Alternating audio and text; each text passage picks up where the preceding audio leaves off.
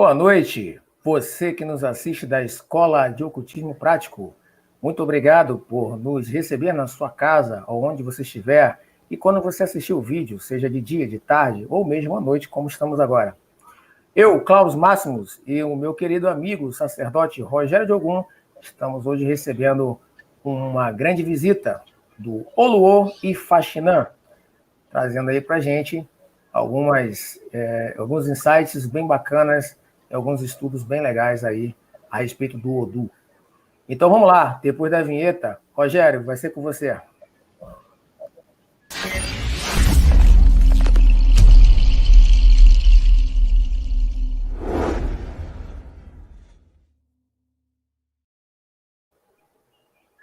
Boa noite, nosso axé fraterno a todos. Meu Ori saiu do seu Ori. Estamos aqui hoje com a presença ilustre aqui do Oluo e Faxinã, que vai estar falando aqui para a gente sobre os Odus, né? O que são os Odus, para que eles servem, o que é isso, o que é Odu, né? Oluo, a palestra é sua. Oi, Rogério. Obrigado. É uma alegria muito grande, eu nunca fiz isso antes, é a primeira vez, né? No canal a gente fez algumas lives, mas caiu o pedestal, o microfone, foi muito zoeira, mas foi importante o primeiro treinamento. Então, eu fico muito agradecido de estar participando aqui com vocês para falar de... Eu sempre procuro levar o chá da forma mais transparente possível para as pessoas, com toda a simplicidade, que as pessoas possam entender, né, com leveza e um pouco do místico das coisas, né?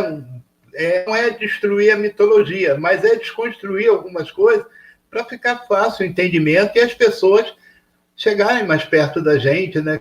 Com mais leveza, mais tranquilidade, porque normalmente a gente só atende as pessoas quando elas estão nas últimas, né? Elas chegam lá em desespero, é quando a gente vai, e a partir daí é um trabalho muito grande para equalizar a relação orixá, a casa de santos, pessoas. Então, eu procuro falar com muita tranquilidade de orixá, hoje vamos falar de Odu, para deixar sempre isso muito tranquilo de ser entendido.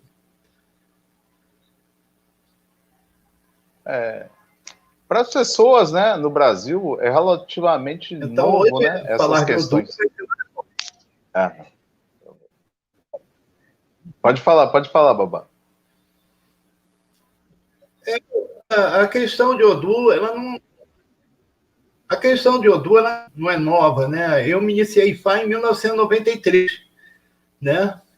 Houve um crescimento assim, aproximando a Orumilá e Fá do ano 2000 para cá, a coisa começou a ficar mais próxima das pessoas.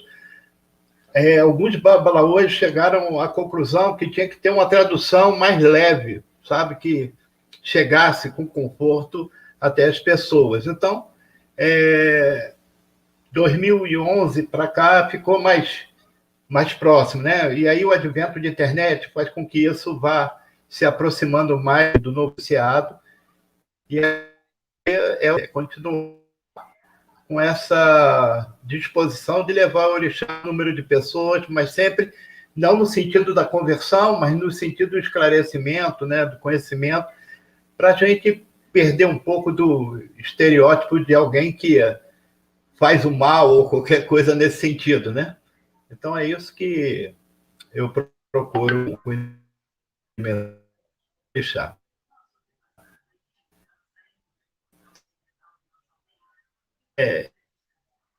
Essa, sabe, eu tenho uma filosofia para a vida, né?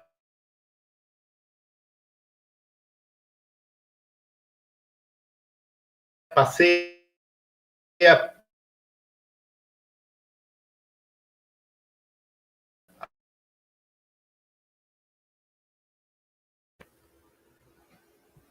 Ô, Lu, tá falhando a sua fala. Desde o processo Ô, Lu, tá falhando a voz. A pessoa não tá conseguindo ouvir. de Acho que ação. acho que é a conexão, né?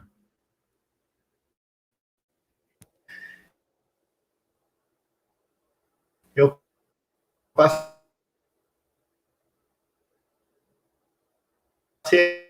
a aplicar isso no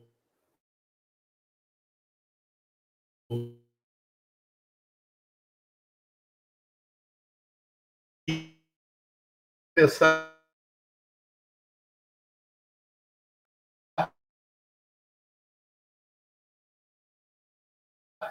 a silenciar diante de algumas coisas e observar a gente compre a tranquila. Assim,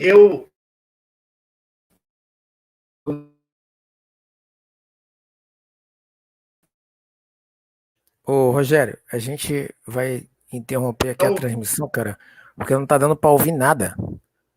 Para ver se ele consegue. Fala com ele aí no WhatsApp para ver se ele Tá consegue. travado, Tá Para ver se ele travado. consegue voltar. Tá travado. Ajeita aí com ele aí. Enquanto isso, eu vou conversando colocar. aqui com a galera aqui.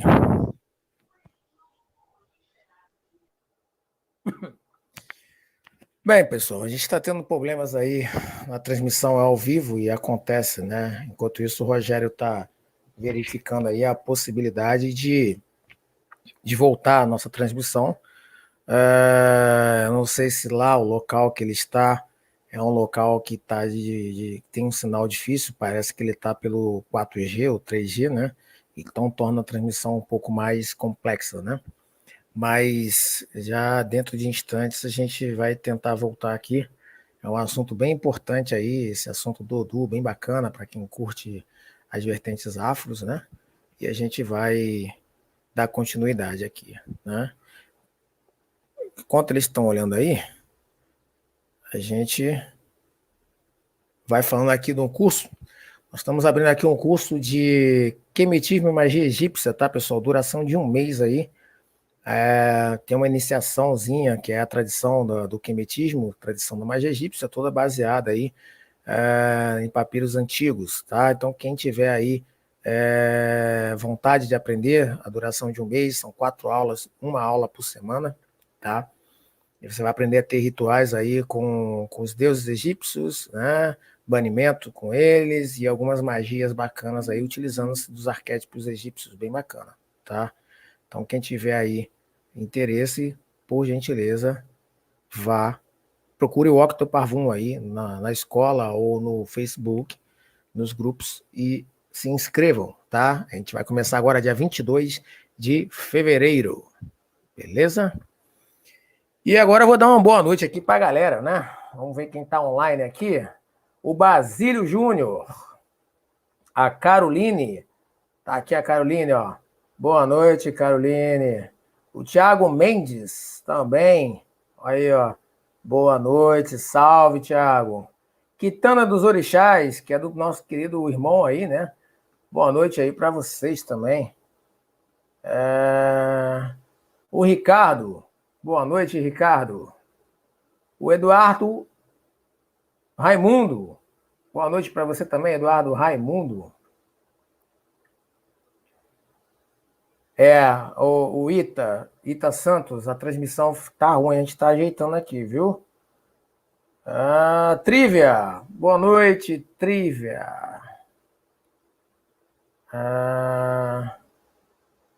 Sandro Marcos, boa noite também, Sandro Marcos. E Maria Neivinha, também boa noite aí, Neivinha. O Ricardo, boa noite também aí, Ricardo.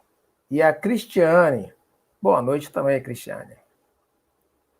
Dentro de mais alguns minutos, nós estamos voltando aí com o nosso querido irmão. Olha, pessoal, a Rudu Story está lançando aí a sandalinha bacana para vocês. Olha, essa sandália formidável aqui, ó. Tô fazendo mexer para fazer hora, viu? E a gente não tinha programado nada, eu não tenho o que tá falando aqui. Vou fugir do assunto, né? Então não vou querer fazer uma coisa dessa.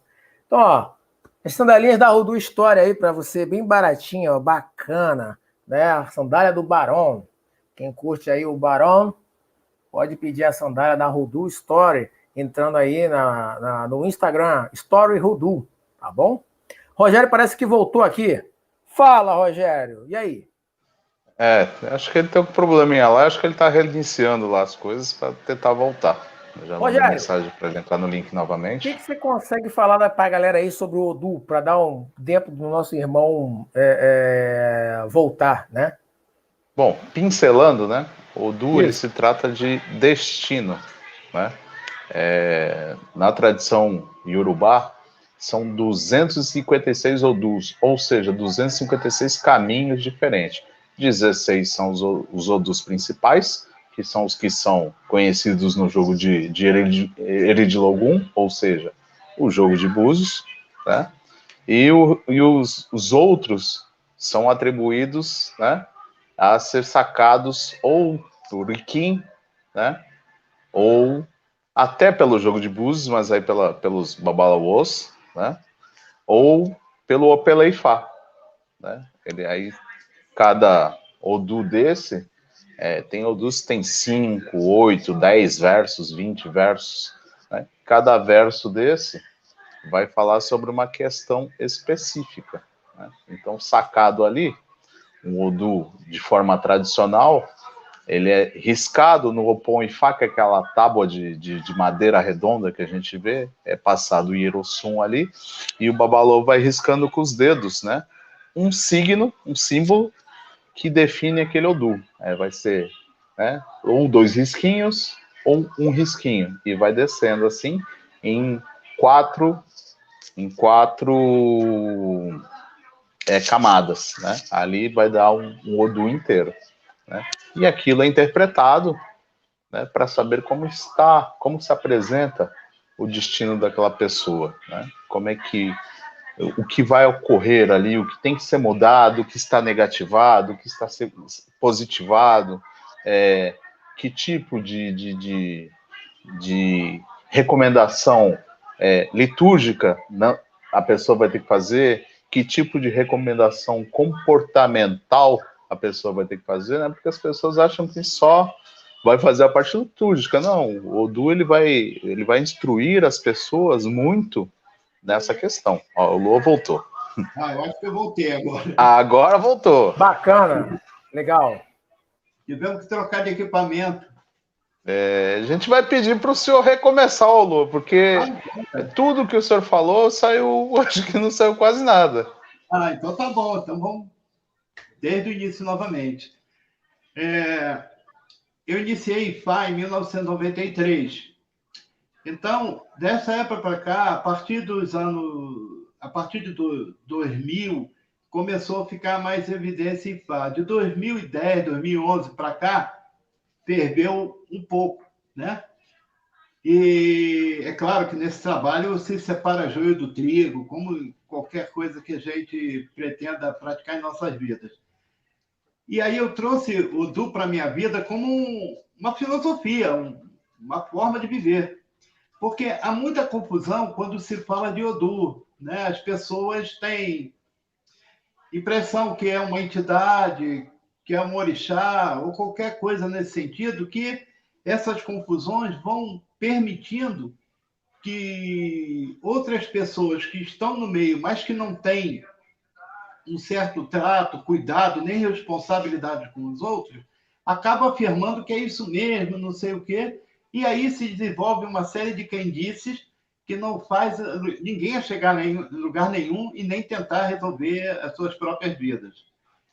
Então, quando eu passo a tratar de Odu no oráculo com as pessoas, eu levo Odu para o meu dia a dia, não numa desconstrução do mito ou qualquer coisa assim, mas é colocando esse mito mais acessível. Então, o que eu digo é que o Odu é como placa de trânsito, sabe? E isso funciona da seguinte maneira: é você guiando o seu carro por uma estrada para chegar em algum lugar. E nesse caminho há uma série de objeções, né? Você pode prever, né? O que você pode prever? o buraco que pode ter, né? As ultrapassagens que são perigosas, uma série de coisas estão estabelecidas, são coisas que você consegue prever porque isso acontece. Então, você tem que estar atento a isso dirigindo.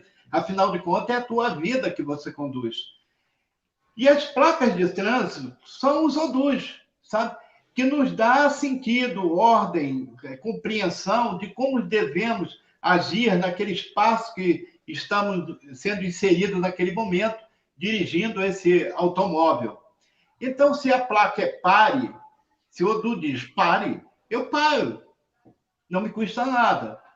Eu posso estar com pressa, mas parar é importante, porque é um aviso, é uma interdição, é algo que você precisa fazer para não gerar um outro problema.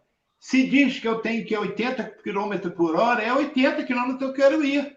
Se eu ultrapassar essa velocidade ou diminuir demais, não, eu vou a 20, mandou 80, eu vou a 20. Ou de mais ou de menos, eu vou acabar correndo o risco de provocar um dano. Então, essas mensagens do Odu pelo meio do caminho é que vão me levar a um lugar seguro, ou seja, da onde eu sair, aonde eu quero chegar, eu tenho que ir com cuidado. A todas aquelas coisas que são, de certa forma, previstas, como um animal atravessar a pista, buraco, ultrapassagem perigosa, isso tudo eu já tenho como atenção porque eu estou na minha vida, eu estou dirigindo numa estrada. Então, essas coisas são pertinentes àquilo que eu me propus a fazer. Então, esse risco, essas coisas, elas são calculáveis. Agora, as advertências das placas como o DU é que a gente precisa ter uma atenção muito grande na vida. Porque se eu não conduzir a minha vida, olha só, eu tenho avisos, estão lá colocados aquilo no caminho para eu seguir em frente. E se eu não tiver responsabilidade nenhuma com aquilo que está sendo a mim avisado, certamente eu vou ter problema. Grave, menos grave, ou eu posso passar batido, mas de alguma maneira você foi alertado. Então, se a placa diz para mim 80 e eu segui 80, estou indo em frente, beleza, não aconteceu nada, está tudo certo. Lá na frente tem outra placa, 80, eu estou seguindo, a outra diz que é 60, eu diminuo. E eu acostumo com isso, é tranquilo.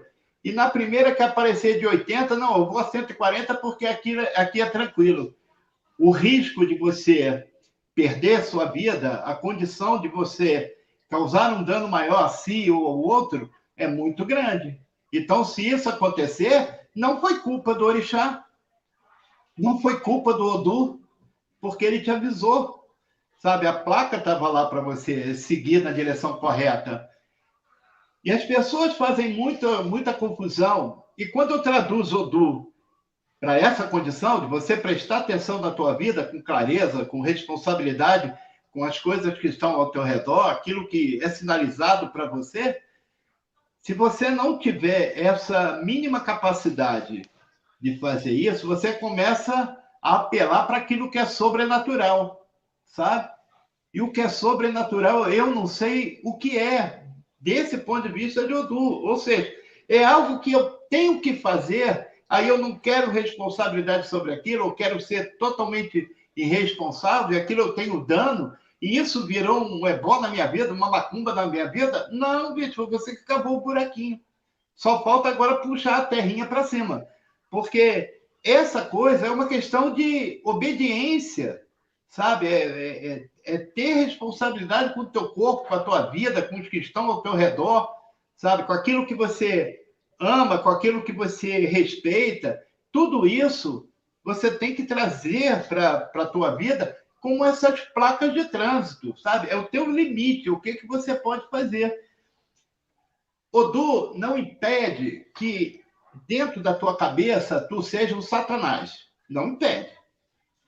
Sabe? Mas aqui nesse mundo, eu cumpro a regra direitinho. Então, aquilo que eu tenho como fantasia ou qualquer coisa, no momento que eu não exponha isso, eu estou, sabe, segurando a minha loucura e caminhando como se deve para chegar lá na frente, tudo certinho, porque a gente tem falhas, então a gente tem que lutar contra elas.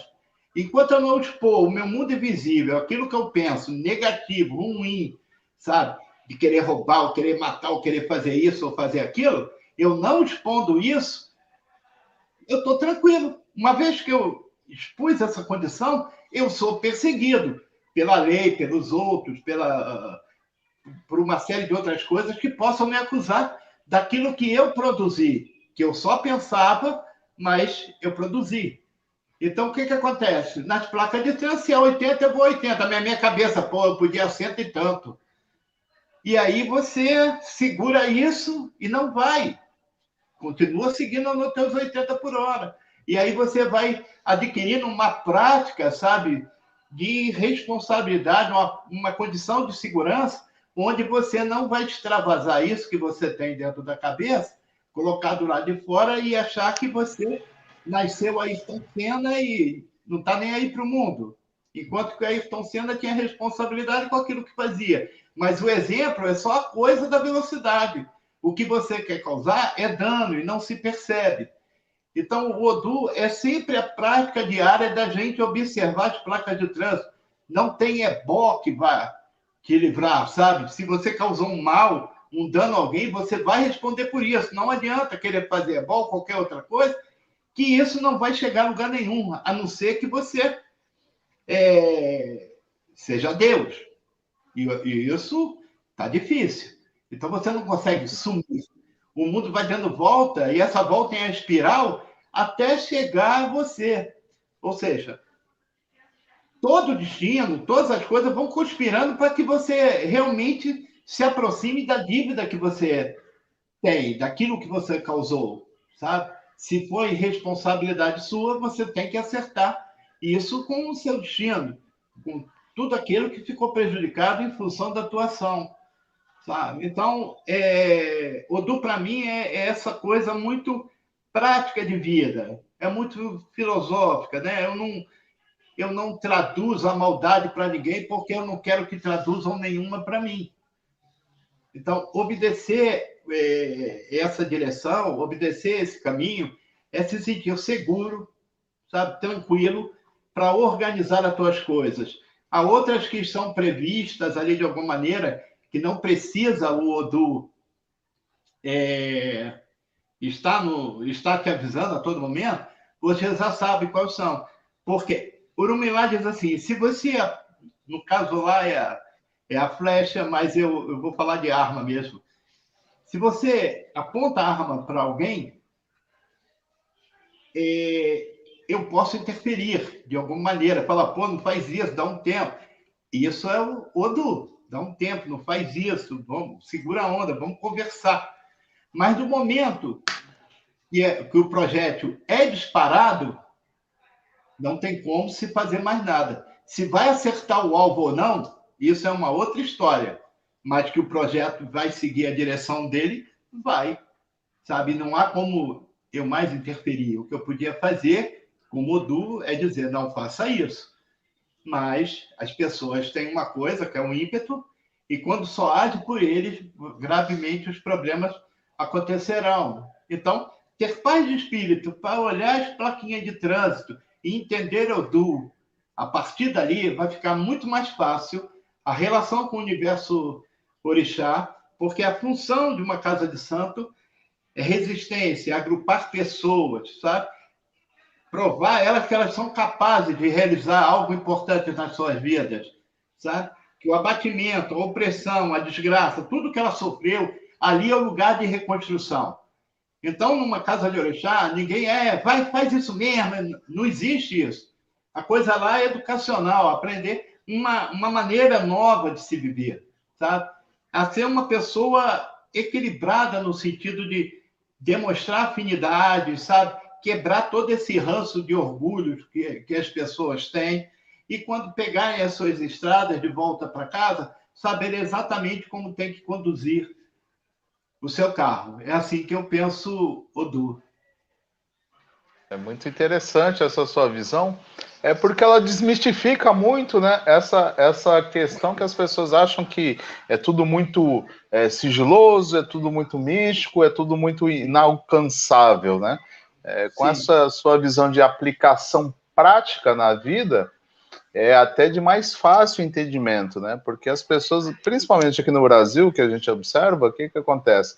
As pessoas dão muita misticismo ao Odu, né? Todo mundo quer assentar o Odu, todo mundo quer fazer oferenda para o Albará dia 6 de junho e não sei o quê, todo mundo despreza o Di e as pessoas não entendem essas ligações que o senhor está falando, desses avisos diários que os Odus vão colocando em nossas vidas, né? Isso é muito interessante. Eu sou de uma época que, se você falasse o nome do Odu Odi, né, dentro de uma roça de santo, quer dizer, eu não estou generalizando, não eram todas, cara, tu era quase que amaldiçoado, sabe? Não pode falar, porque isso traz desgraça, alguma coisa nesse sentido. E eu ficava com a cabeça muito confusa, né? Tá certo que palavra tem poder, né? A gente age depois que falamos, né? A gente entra em ação, mas não é assim que as coisas acontecem. Então, quando eu entendi Odu, que meu Babalaô e Fatuti Adê, ele me dizia que a única cabaça que o Urumilá carregou na vida foi a da paciência. Então, para eu trabalhar o que eu trabalho hoje, né, eu levei muito tempo. Eu iniciei em 93, saí para Babalaô 2001, né? Então, de 93 até 2001, um aprendizado constante com o Dois Odubona. De 2001 para cá já é aquele trabalho de conscientização. Eu vou seguir por esse caminho. Tomei as pancadas que são inerentes, pertencem, e a gente entende por quê, mas as pancadas que eu levei, quem me deram as pancadas são meus amigos hoje, sabe? Sem nenhum problema, aquilo ficou para trás. É por causa de posicionamento. E eu me posiciono, sabe? Eu não... A coisa mágica é você transformar a sua vida, sabe, por si mesmo. Isso é que é mágico. Os banhos de erva, os ebóticos que se faz, os boídos que se dão, eles pertencem a um grupo especial de remédio dos espíritos, né? Remédios importantes de axé, para fazer com que você se revigore, se torne uma pessoa capaz de se reerguer, e se reerguer em todos os sentidos, emocional, financeiro, da saúde. Essa prática que você leva para a vida, através desses remédios, é que vai colocar você em ação novamente, mas uma ação agora percebida, organizada, sabe? Eu não chuto mais o pau da barraca porque eu aprendi que dói. Então, é esse sentido que a gente vai trabalhando. Quando você escolhe para si o caminho religioso, como eu escolhi, como um sacerdócio, buscar a religião, eu sigo com essa clareza. Mas há aqueles que passam por um processo inicial para guiarem a sua própria vida. Não tem nada a ver com o aspecto religioso. Lá ele vai demonstrar na vida dele, para todos nós que observamos aquilo desde o princípio, que ele conseguiu caminhar, ser vitorioso, sabe? Até ali o Orixá ajudou, até ali Ifá conduziu a sua vida. Então, e há outras pessoas que iniciam em função das suas próprias desgraças. Então, esses precisam ser tratados com o remédio de Orixá, mas sem envolvê-lo à religião, sabe? Guiá-lo no sentido espiritual da coisa e não religioso, para que ela aprenda ali com a dor, com o tratamento que ela recebeu, toda a desgraça que, na maioria das vezes, ela mesma construiu, ou porque confiou demais, ou porque era ruim mesmo. Então, essas coisas são ajeitadas no Odu, elas são. O que não pode acontecer é a gente subjugar o outro em função dele não ter conhecimento. O Odu está negativo. E ali a pessoa ela entra em pânico, porque ela já está lascada mesmo. Então, ela entra em pânico, fica subjugada, e ali ela cata tudo, sem pensar, sem que ninguém abra o olho dessa pessoa. E aí, esse mar caudaloso de lama, sabe, que vai se criando em torno daquilo que é tão leve de se entender, vai causando dano a muitas pessoas. E aí, aquilo que o odor está negativo e o odor está positivo, faz com que essa pessoa tenha um intercâmbio, não religioso, mas emocional, de falar assim, joga aí para mim para ver se meu odor está bom hoje. Cara, isso é loucura. Já passou por uma piração muito grande. Então, a gente vê as pessoas aplicarem esse tipo de coisa que não existe em cima dos outros, que são frágeis, não têm conhecimento, estão lascados, sabe? E ali elas fazem da tripa coração para tornar aquilo que é tão simples num emaranhado, brutalizado, sem sentido, de coisas que você tem que fazer para positivar o teu odor. E hoje, na realidade, é assim, bicho, até aqui tu errou, pelo amor de Deus. Aqui está dizendo assim, ó, tu vai caminhar dessa forma. Se tu não fizer isso, vai continuar aqui. E quando a gente percebe que aquele emaranhado de coisas passam 10 anos e a pessoa continua na mesma situação, cara, é uma questão só de observar que aquela pessoa, durante 10 anos, foi simplesmente subjugada ao fracasso, à sua própria derrota, sabe? E confia no outro toda a sua vida, todo o seu dinheiro, toda a sua confiança, e sendo ali extorquido mesmo, de verdade, enquanto que o outro, em vez de pegar, ó, o que está escrito aqui, ó, não ultrapasse. Não, ele não diz isso. Ele diz assim, ó, tem que fazer para você não ultrapassar. E a pessoa faz, não é isso que faz essa mudança. O que faz a mudança é a percepção dele consigo mesmo. Porque se eu faço um ebó e digo, olha, isso aqui é para evitar isso daqui, mas eu me conduzo naquela direção, aí vai dar problema. Aí depois fala assim, não, o camarada lá, não sei o quê, sabe? Ah, o orixá, fizeram uma macumba para mim. E essa distorção é o que vai colocando o Odum no lugar de perigo. Aquilo que deveria ser simples, sagrado, no sentido de ser importante para a nossa vida, passa a ser uma farsa. Ah, não acredito nesse negócio de Odum, não. Ah, não acredito nesse tipo de coisa. Por quê? Por causa disso. Fizeram uma maquiagem tão grande, sabe, que fica difícil para eu que tenho essa prática de querer traduzir com simplicidade as questões de Odum, explicar. E na maioria das vezes eu estou errado, sabe? Mas eu não posso sair daquela posição. Então, eu estou sempre batendo de frente, mas no sentido de me posicionar para que outras pessoas possam entender sua vida a partir delas mesmas. O aconselho dos Odus é para que ela abra o olho e aprenda a caminhar na estrada. Para dirigir, você tem que ter um carro, uma carteira, sabe? Tem que obedecer às leis de trânsito, e isso não vai mudar. Precisa ser assim para que os danos sejam menores, para que as pessoas se compreendam ali nas idas e vindas, quem elas são, aonde eu devo, qual é a minha educação, o que eu tenho que fazer, para correr tudo bem. Senão a gente vai ficar num sufoco danado, e eu vou continuar ouvindo que eu tenho que fazer um ebó-podô, sabe? Isso me deixa meio que apavorado. Tá dando para entender que eu vou... Às vezes eu me esqueço. Olha, sabe? Tranquilo. É muito interessante a sua explanação, porque nas minhas consultas de jogo de búzios, eu sempre costumo dizer isso para as pessoas, né? O oráculo, ele vai te dar recomendações, né? Recomendações comportamentais e recomendações litúrgicas. As pessoas, geralmente, elas seguem as litúrgicas à risca, mas as comportamentais, elas, usando a expressão chula, elas cagam e andam, né? E aí a coisa não dá resultado, aí eles falam, mas não funciona. Mas, pô, é para ter uma junção, né? As pessoas esquecem que também tem que ter essa condição de controlar a própria vida, né? Se o Odum te indica um caminho, siga o caminho, né? Fala assim, não vira para a direita, aí você quer virar para a esquerda de teimoso, né? Sim. Mas é complicado essas colocações, né?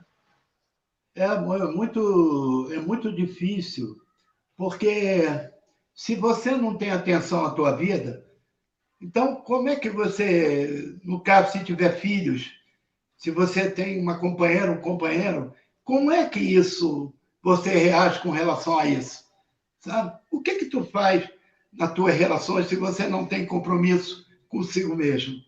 Então, quais os riscos que eu tenho dentro disso? quais as coisas que já são previsíveis.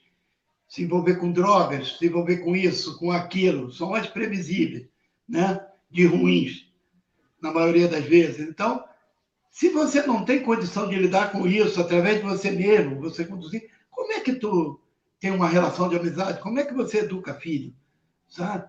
Então, essas coisas é que eu vou trabalhando o orixá com muita tranquilidade, porque eu aprendi, se eu não me movimentar na vida, o orixá não se movimenta, né? Não adianta eu encher um balaio de oferendas e eu ficar ali sentado, porque verdadeiramente não vai cair nada do céu na minha frente.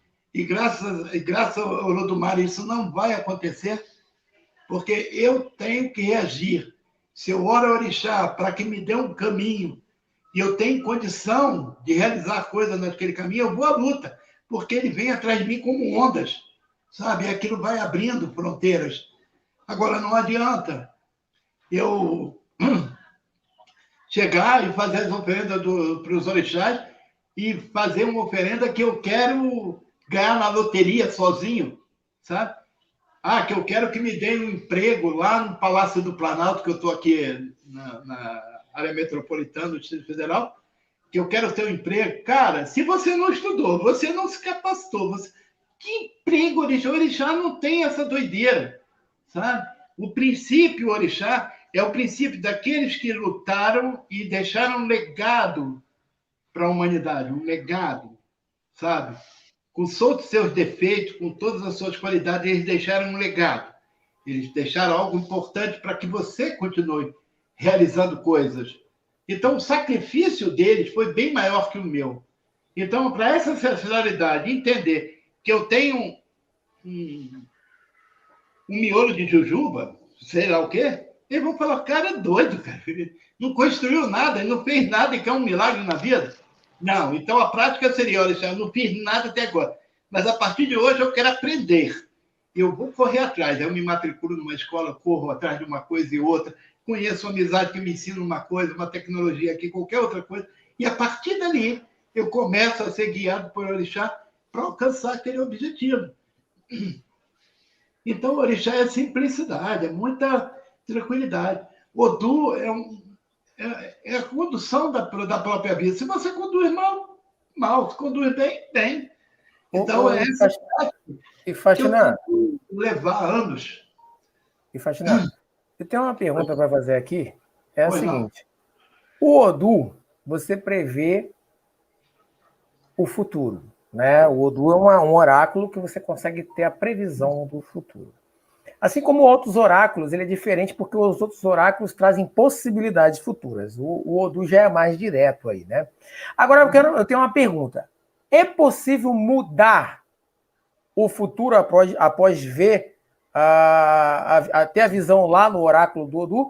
Ou ele vai ter que acontecer, vai se concretizar de qualquer maneira? Sim. Olha só, destino é algo que tem começo, meio e fim.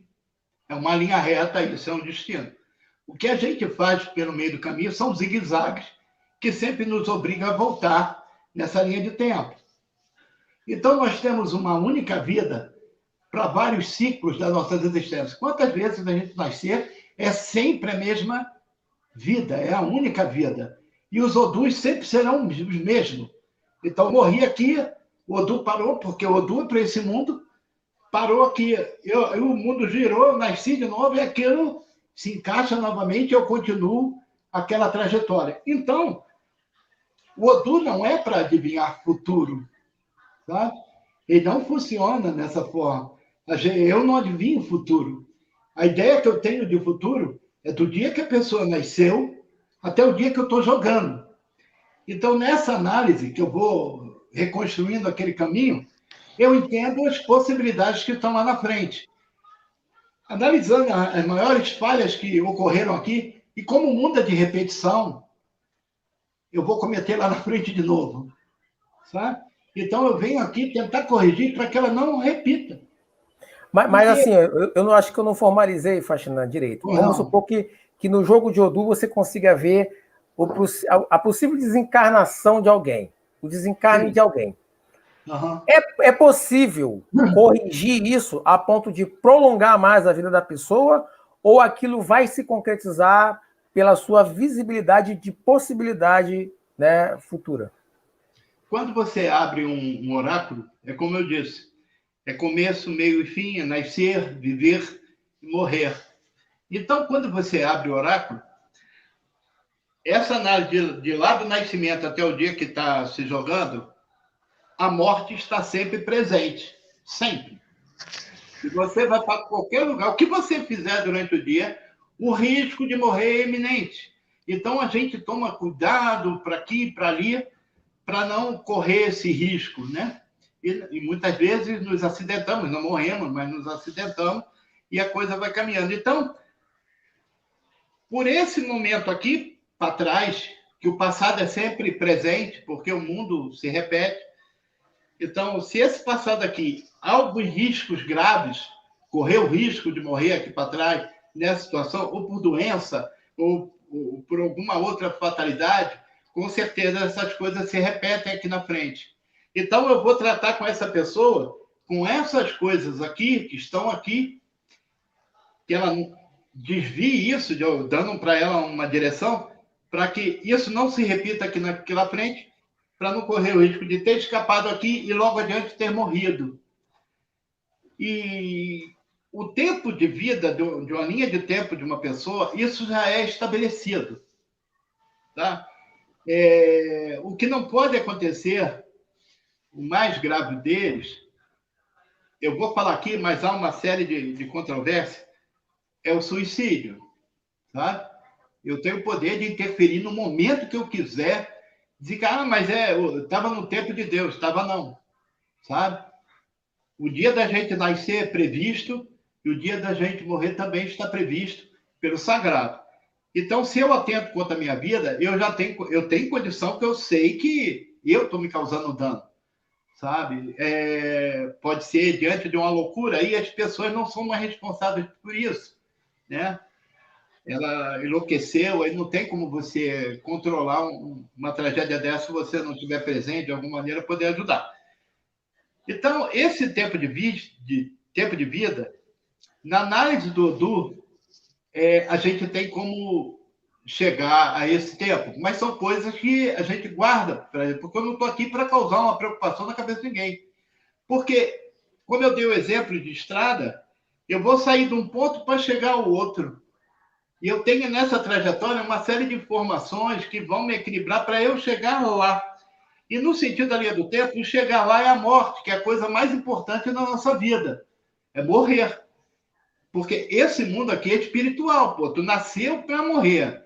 Então, tu tem que construir coisas aqui importantes para somar para uma outra etapa dessa trajetória que temos ainda que cumprir, que chamamos de destino. Então, se o mais importante é morrer, que eu morra em paz, sabe? Que eu morra sem ter provocado danos.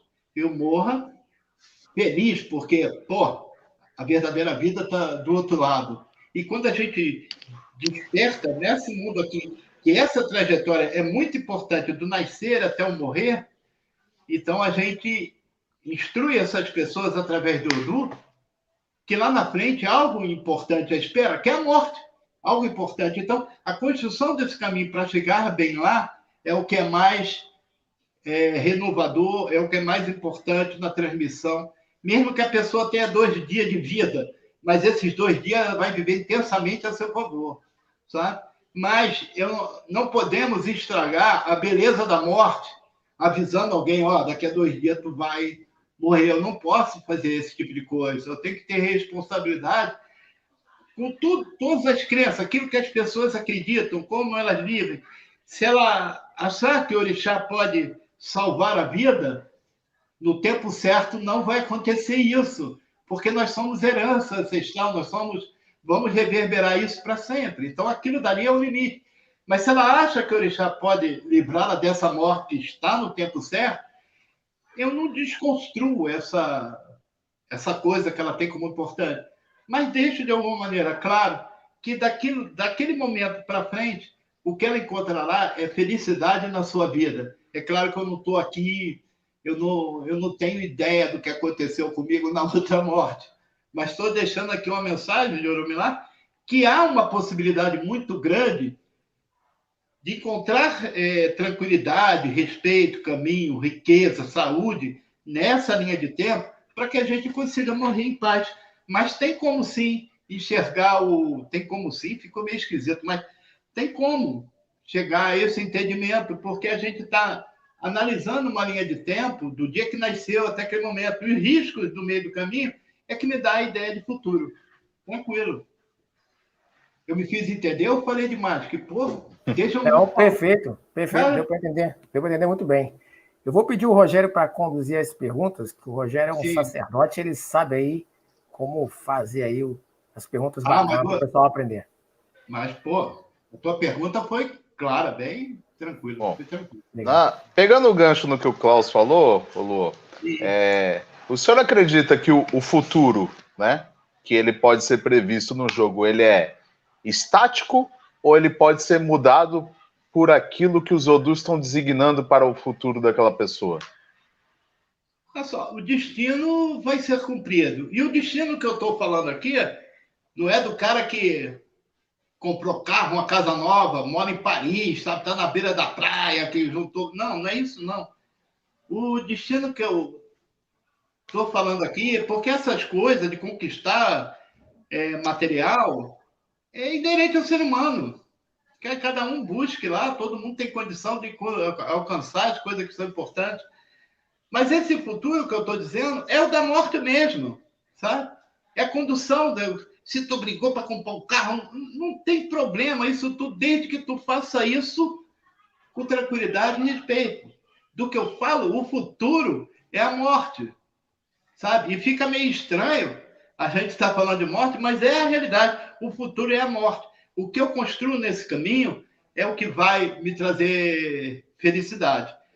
Então, conquistar bem material, olhar para o futuro com essa expectativa, é sempre inerente mesmo. O ser humano é assim, ele cobiça, ele quer alcançar, ele respeita, ele odeia, ele quer alcançar isso e ele vai alcançar aquilo que ele planejar em termos daquilo que ele considera futuro.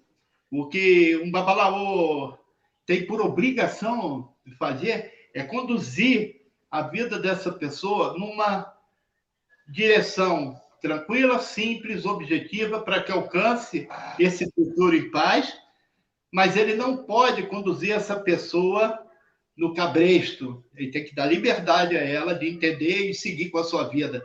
Se um dia lá na frente me encontrar, seu pá, foi legal, tô legal, fiz aquilo, pô, tá maravilha. Se passar por mim e não me reconhecer, para mim também tá a mesma coisa.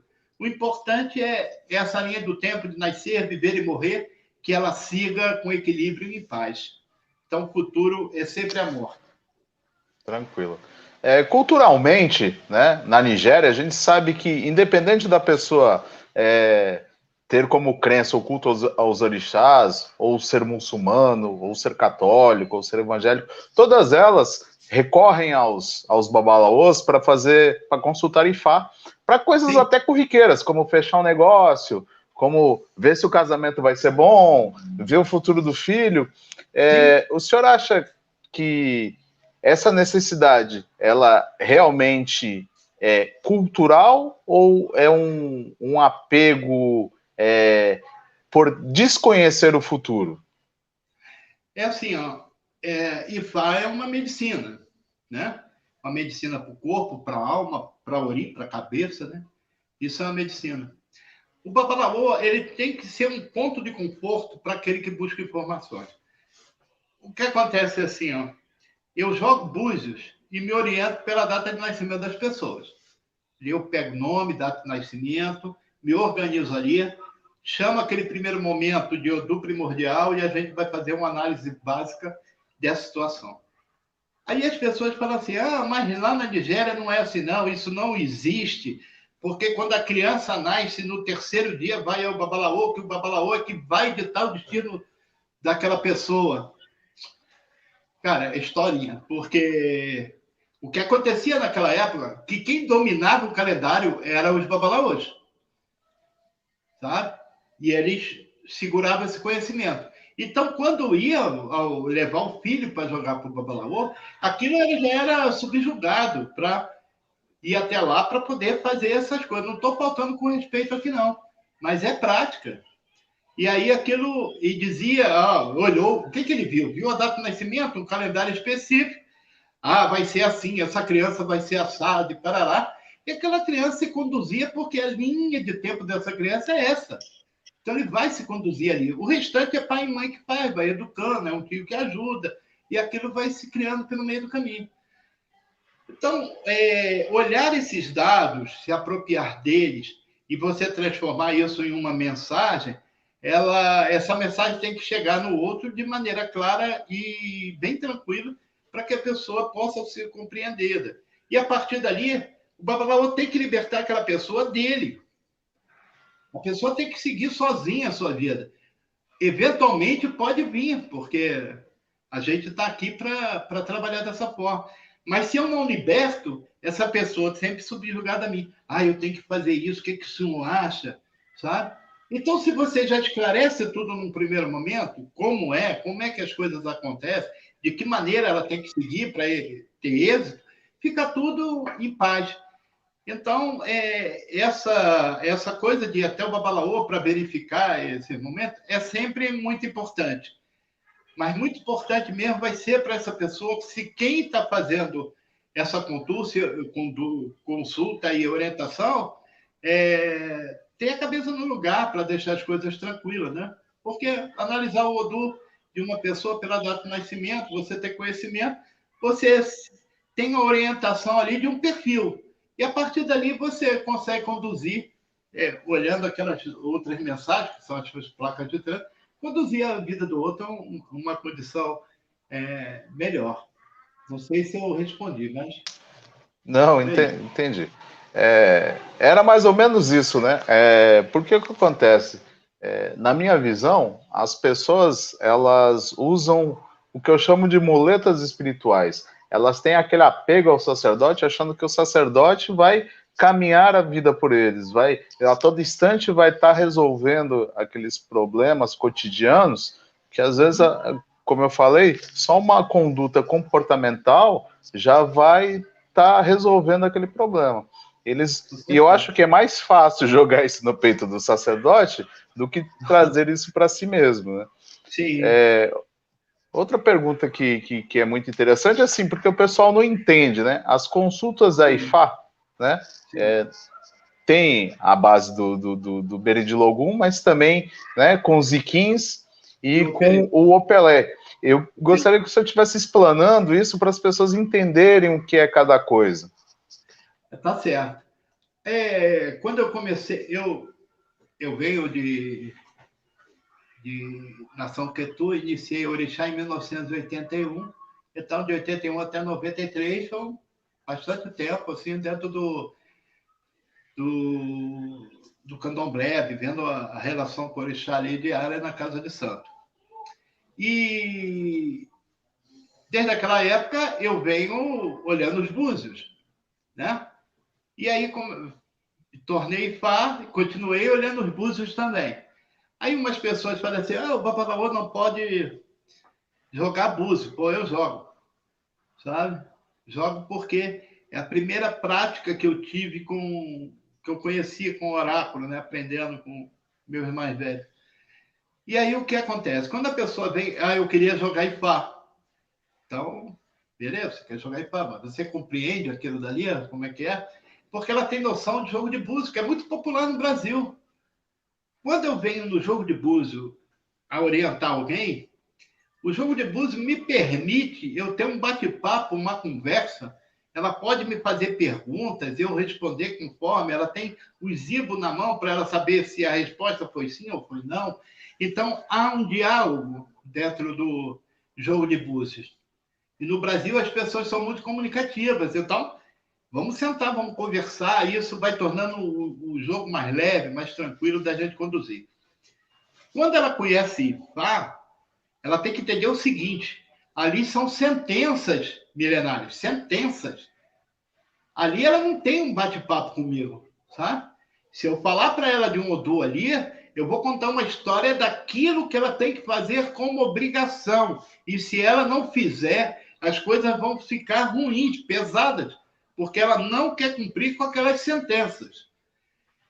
E as sentenças, às vezes, realmente são muito pesadas. Então, enquanto ela não conhece o oráculo Ifá, enquanto ela não joga, ela não tem responsabilidade. Sabe? Porque os búzios também não dá a ela essa responsabilidade, essa coisa obrigatória dela ter que fazer aquilo. Aqui você orienta, ó, se você evitar isso, você vai ter condição para aqui ou para ali. É um conselho. E Ifá não, quando você bate Kim, ou você lança o Pelé, você tem ali uma sentença a dizer para outra pessoa. Então, quem senta comigo no Pelé ou para eu bater os Iquins, ela já vai sabendo que ali vai sair uma sentença e ela tem que cumprir aquilo na vida dela, sabe? É uma ordem estabelecida, ela é milenar, sabe? É aquilo que o Olodumare disse, é o Dafá, aquilo que a palavra de Deus produziu. Então, ele está dizendo para mim assim, não roubarás. Porra, bicho, não roubarás. Ah, não, mas eu não... Então, tu vai se ferrar, sabe? Fazendo alguma coisa, porque é isso que acontece. Então, quando eu consigo esclarecer o que é Ifá, o oráculo aqui, e jogo de búzios, na maioria das vezes, as pessoas que não vão iniciar ou qualquer coisa nesse sentido, ela prefere jogar búzios, sabe? Ela prefere escutar a orientação do Meri de Nogu.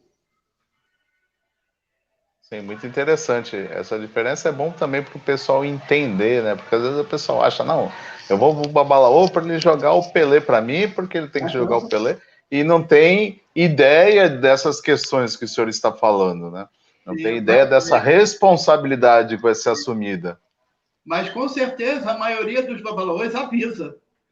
Avisa daquela sentença ali, sabe?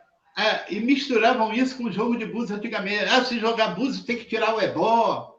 Lembra que tinha umas conversas assim, né? E isso se aplicava lá ao Pelé e os Iquins, sabe? Se você é uma sentença, o ebó é você cumprir aquilo que está determinado lá. Então, é essa a diferença. Quando eu deixo isso esclarecido, fica tranquilo. Aí eu vou para o Pelé, não tem problema, bato o Iquim. Mas a maioria decide sempre jogar búzios se ela está procurando uma forma de aconselhamento. Quando é iniciação, não. Aí o cabo da peste quer iniciar, ele vai cumprir aquilo dali direitinho, sabe? Vai seguir aquilo que é determinação para a vida dele, é sentença para a vida dele, sabe? Eu fui proibido, a minha sentença, eu fui proibido de entrar em mar, rio, piscina, caixa d'água, poça d'água, eu não posso. Então, desde 1993, eu nunca mais entrei no mar. Eu passo tempos em Aracaju, fico olhando o mar, minha esposa pega um baldinho com água, joga lá em cima de mim, e ali eu não vou. Não vou, mas não vou mesmo, eu não sei o que me aguarda. Então, são essas coisas. Imagina um cara que é praieiro surfista, vai jogar Iquim, bater Iquim ou Pelé e diz, você não pode entrar no mar. Acabou a vida do cara. Tá? Acabou. Uma coisa interessante. Aquela sentença, ela só vai valer a partir do momento que ele ouvir. Sabe? E entender, claro. Essas proibições de Odus, elas são muito interessantes, né? Porque tem proibições que elas são muito específicas, né? Como se observa, por exemplo, tem Odus que tem a proibição que a pessoa porte arma de fogo. E, de repente, essa pessoa é um policial. Como é que funcionaria isso? É assim, quando você está lançando o Pelé e você tem sentenças que são incompatíveis com a função daquela pessoa, ela precisa... Tem um movimento que se chama IBO, são 5 elementos do IBO, né?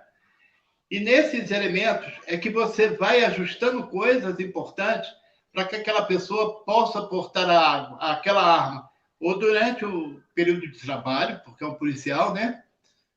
Ou em caso, outra coisa, manter isso guardado, mas você tem como movimentar nos IBOs esse ajuste a uma mudança que seja importante para aquela pessoa continuar trabalhando. É claro que se não fosse assim, era sentença de morte mesmo. Mas tem os objetos do híbrido, onde o babalaô preparado, vai conseguir alterar algumas coisas onde se permite aquela pessoa de continuar portando arma. Tá? Mas aí mas isso vai acontecer desde que aquela pessoa tenha entendido a mensagem direitinho, aquilo que foi explicado, e aí o babalaô vai conduzir a uma condição que ela precisa trabalhar, de que maneira ela pode portar essa arma. Normalmente é assim. Para mim não tem jeito. Foi claro e objetivo ali. E eu falei, tá bom. Não, mas, por exemplo, né? Vamos entrar no exemplo da sua própria proibição. De repente, o senhor fosse salva-vidas, né? Como é que poderia proceder nesse caso? Ia ser um salva-vidas trabalhando em lancha, jogando boia, sabe como é que é? Ir puxando. Ia ter que ia continuar na profissão, mas ia ter um ajuste para eu... Mas a coisa acontece quando você acata essas determinações, elas são acatadas, e aquilo entra num ajuste muito importante que você consegue realizar essas coisas. Porque o que eu estou falando é assim, se você vai para um processo de iniciação, vai bater em quim, essas coisas todas, a sentença, se houver, nem todo mundo carrega uma sentença, se houver, ela tem que ser dita antes. Entendeu? Dizer antes. É assim, assim, assim, porque até aquele momento antes da iniciação, a responsabilidade todinha é do babalaô. Então, você quer iniciar, se a pessoa disser não, ele reverte tudo aquilo e a pessoa segue a sua vida. Mas se ela disser sim, ela daquele momento em diante, ela vai cumprir com aquela determinação. Tá? Meu querido babalaô, nós temos umas perguntas aqui no chat. Nem só eu. Estou achando que é nós três batendo papo. Tem 22 pessoas te assistindo online agora. Legal. Tinha mais aí, mas ela sai, depois volta, porque fica gravado, né? Mas vamos lá. A Eliane Samara pergunta o seguinte: boa noite. Então, pelo que entendi, o Odu é nosso moderador. Ele nos dá as dicas de como nós nos saímos bem na vida? E por isso não existe Odu negativo. Negativo ou positivo, isso sou eu. Um ser humano? Seria isso? É isso mesmo. É dessa forma. O Odu é só um moderador mesmo. Sabe? Ele só se encontra nessa condição positiva e negativa pela maneira que você conduz a sua vida, como é que você faz as coisas. Tá? O Odu não é uma coisa para te prejudicar. Porque às vezes você tem a noção que está negativa, que está me prejudicando. Não, tu está errado. Sabe? O negativo é isso. Tu está errado, acertou isso aí. Se você causou um mal a alguém, tu tem que se ajustar com isso. Sabe? Não foi Odu, não foi Odi que desorganizou a tua vida, sabe? Não foi o Oxé que provocou uma doença, ou seja lá o que for. Então é você quem se ajusta. Esse positivo e negativo realmente é por nossa conta. É um moderador e ela está certa nessa observação. Bacana. O Raimundo Martins pergunta o seguinte: Ifá, qual seria a relação entre o Odu e o Karma? Raimundo é um grande amigo. É um babalaô e é treinador de futebol feminino lá em Aracaju. Ele está lá me fazendo inveja, na Barra dos Coqueiros, olhando para o mar, e eu aqui no Cerradão, apesar de eu gostar muito, mas não tem praia, me deixa assim, um pouco invejoso das condições dele. Mas Odu não é o processo kármico, é aquilo que você tem que resgatar. Então, o Odu também faz parte desse contexto, porque como o Odu só atua nesse mundo, né? Ninguém vai com o Odu para o Orum, o Odu é desse mundo, ele fica aqui me aguardando. E quando eu volto a nascer, essa linha de tempo está acompanhando e se encaixa novamente ali, e eu sigo com esse caminho. Então, o processo kármico está estabelecido também dentro da condição de Odu, se é que eu tenho que responder por um dano que eu causei, o Odu não vai me abandonar nesse sentido, vai me pegar de novo e vamos seguir a vida, sabe? E é sempre o mesmo Odu, não muda não. Perfeito. A Gil Santos, ela pergunta o seguinte: o senhor aconselha que toda pessoa deveria saber a direção que o Odu nos orienta? Eu acho que sim, né? Porque é como os pais da gente. A pessoa, se eu tivesse um pai omisso, uma mãe omissa, certo? Não tá nem aí se eu pulei o muro da escola, a coisa ia ficar totalmente bagunçada. E o Odu é isso, você precisa conhecer a sua vida, onde estão suas falhas, os seus acertos, onde o Odu me educa, em que linha ele quer que eu siga. Então, se eu seguir uma vida com menos dano eu causando a mim e aos outros, está muito bom. Então, a pessoa precisa se orientar. E não única e exclusivamente através do Odu, tem tantas outras formas que as pessoas podem encontrar a própria caminhada, onde elas se apoderam disso, aprendem e põem em prática. Sim, elas devem procurar orientação. Sozinho a gente é meio que atrapalhado mesmo. Tem que ter alguém para dar uma espizinhada para a gente botar o pezinho no lugar certo. O Alisson Amarante, ele pergunta o seguinte: boa noite. Como se dá a iniciação em Ifá? Vixe, Ifá é um processo longo, né? Longo. Você tem um Icefá para fazer no primeiro momento, é aquela entrada no aspecto Orumilá Ifá, e ali você se ambientando. Mas uma pessoa que adentra Ifá, pelo Icefá, ela não está afastada de tudo, não. Ela participa de todo o conhecimento, né? Porque a responsabilidade está nela mesma. Então, ela começa. Depois tem o Itefá, tem muitas iniciações em Ifá, mas a primeira mesmo é o Icefá, conhecer Orumilá a partir de você mesmo. Perfeito. Última pergunta da noite, do Klaus Máximos. Qualquer pessoa pode se consultar em Odu ou precisa ser da egrégora? Qualquer pessoa pode consultar o Odu? Pode se consultar com o Odu. Qualquer pessoa pode chegar aí e pedir.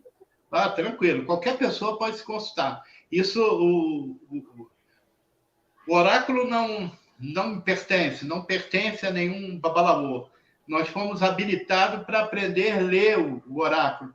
E o oráculo é para todos, é a palavra, é o Dafá, é a palavra de Olodumare distribuída a toda a humanidade. Então, não faz parte somente da egrégora, não, ou do Ebé Ifá. Bacana. Meu querido Babalaô Ifá Shinan, nós agradecemos a presença do senhor aqui conosco. Nós estamos muito maravilhados com a aula fantástica que o senhor deu. A gente espera que o senhor volte muitas e muitas vezes. Inclusive, deixa eu falar aqui um apelo ao pessoal que nos assiste. Pessoal, pessoas do candomblé, pessoas de quimbanda, são extremamente difíceis de se trazer, né? Muitas das vezes, eles têm certos receios, muitas das vezes eles não querem vir para não se expor, é uma parte da tradição, é cultural. O Rogério está conseguindo, através dos contatos dele, trazer pessoas excelentes para nos ensinar coisas, né? Aonde mais você aprenderia sobre o Odu? Aonde mais você aprenderia sobre Ifá? Esses dias nós tivemos uma aula de Quimbanda Xambá. Aonde vocês aprenderiam isso se não estivessem lá dentro com eles todos?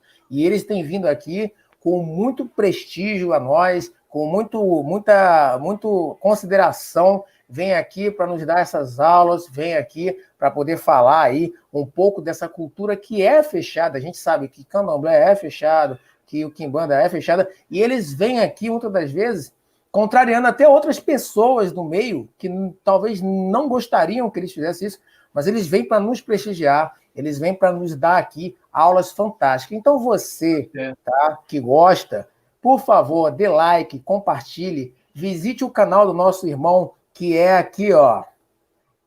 Deixa eu mostrar aqui para vocês aqui, ó. Espera aí. Ó, o canal do nosso querido Babalaô é esse aqui, ó. Visite o canal Quitanda dos Orixás, dá uma força lá, dá like, assista lá os vídeos, compartilhe. Ele vem trabalhando aí, trazendo informações grandiosas pra gente. Também tem um canal aí do Rogério que deu uma mudada aí de nome, é o Tradição Macumba Brasil, aonde você consegue ver vídeos sobre a Umbanda lá, né? O Rogério trata aí de Umbanda e coisas afros também. Agora tá fácil de achar. E, meu querido Babalaô, como que as pessoas conseguem achar o senhor além do canal para fazer uma consulta de Odu, para poder ter uns conselhos aí sacerdotais? Como que elas fazem? Bom, o Ebeifá e Leifá Urungã está aqui em Valparaíso de Goiás, próximo a Brasília, né? Estamos aqui a 35 quilômetros do Distrito Federal, mas no Ebeifá pode entrar em contato pelo DDD 61 982 85 1781. No canal tem lá, minha filha está me dizendo que no canal na comunidade lá tem endereço, tem como chegar aqui em casa. Eu agradeço muito, assim, realmente, participar com vocês. O Rogério sabe da nossa luta, como é que a gente desenvolve esse trabalho. E realmente só tenho que agradecer. Nós temos que agradecer o senhor. Eu estou firme aí. Nós temos que agradecer o senhor por uma aula maravilhosa e dizer para o senhor, olha, o Rogério tem agregado, né? Eu sou da vertente voodoo, né? E é um pouco diferente aí da pegada do que acontece no Brasil, né? Tem outras vertentes mágicas, cerimoniais e tudo mais, mas eu tenho aprendido muito aí sobre Umbanda, sobre Candomblé, sobre Quimbanda. O Rogério tem trazido pessoas fantásticas aí para nos ensinar muitas coisas legais, muitas coisas bacanas mesmo. Eu não sabia aí sobre o Udu, no outro dia aprendi sobre Ifá, e enfim, estamos aprendendo muito legal. Bom, vou passar a agenda rápida aqui para vocês. Amanhã, terça-feira, nós temos a Bruna Saavedra. A Bruna, para quem não sabe, trabalha com ciganos. Ela é umbandista, trabalha com ciganos, vai vir falar sobre ciganos e baralho cigano. Ela já esteve conosco e vai vir de novo aí para trazer mais informações e estudos sobre essa egrégora tão bacana de se trabalhar. Às 7 horas da noite, comigo e com Octoparvum. Dia 10, nós temos o Marcelo Souelo, o Mago Souelo. Às 19 horas também falando sobre magia dragônica. Vai ter a apresentação do Octor e do Rogério, né? O Octor e o Rogério vão estar aí com o Marcelo Souelo. Dia 10, às 21 horas, nós temos aí a Jess Hanout, falando sobre magia Hoodoo, com Klaus e o Octor, às 21 horas, né? Na quarta-feira. Quinta-feira, nosso querido Rogério de Ogum, esse que está aí de chapéu falando aí, ele vai falar sobre orixás e as diferenças nas vertentes religiosas, com a apresentação do Octor e da Cris Pagani. Dia 11, nós temos Klaus e Uziel apresentando aí o Daniel Daher, falando sobre a vida após a morte e o judaísmo, às 21 horas. Ainda na quinta-feira, nós temos o Klaus e o Octor apresentando o Lorde A, falando sobre vampirismo, às 22 horas. E aí nós damos uma pausa para o carnaval. E lá na outra semana, depois da terça-feira de cinzas, do suposto carnaval, né? Que a gente sabe que esse ano não vai ter aí carnaval, mas a gente está seguindo o cronômetro aí, o cronograma normal. Na terça-feira, na quarta-feira, nós voltamos aí, dando essa pausa pequena para um descanso, uma respirada, passar com a família, todo mundo aí bacana. E aí a gente volta com muitas novidades para você, bacanas, na outra semana. Nós ainda temos uma informação bacana. Nosso curso de Hoodoo New Orleans não vai acontecer agora, né? A Jess Hanout, ela está vindo aí com o curso dela de Hoodoo no Sortilégio, tá? E, por conveniência, a gente achou que não deveria, como ela é a nossa convidada, vai vir promover o curso, a gente não queria criar nenhum tipo de competição. Claro que não, ela é a nossa parceira. Então, ela vai vir com uma promoção aí para quem quiser fazer, tá? O curso de Rudo dela nessas próximas semanas aí. Ela vai vir aqui dia 10 falar uma promoção para quem é membro da ESOP, tá? Quem é membro lá da ESOP lá no nossos grupos, né? Vai ter um desconto bacanérrimo no curso da Jess. E, ó, curso bem foda. Nós estamos também com o curso aí do Furta Caos Andando. Então, ele dura um mês, já está acabando aí. Vamos para a segunda semana, terceira, e daqui a pouco está acabando, começando de novo. Então, fique atento quem quer fazer a magia do caos nórdica. Está trazendo bastante informações para os alunos e eles estão gostando, e a aplicabilidade da magia bem bacana.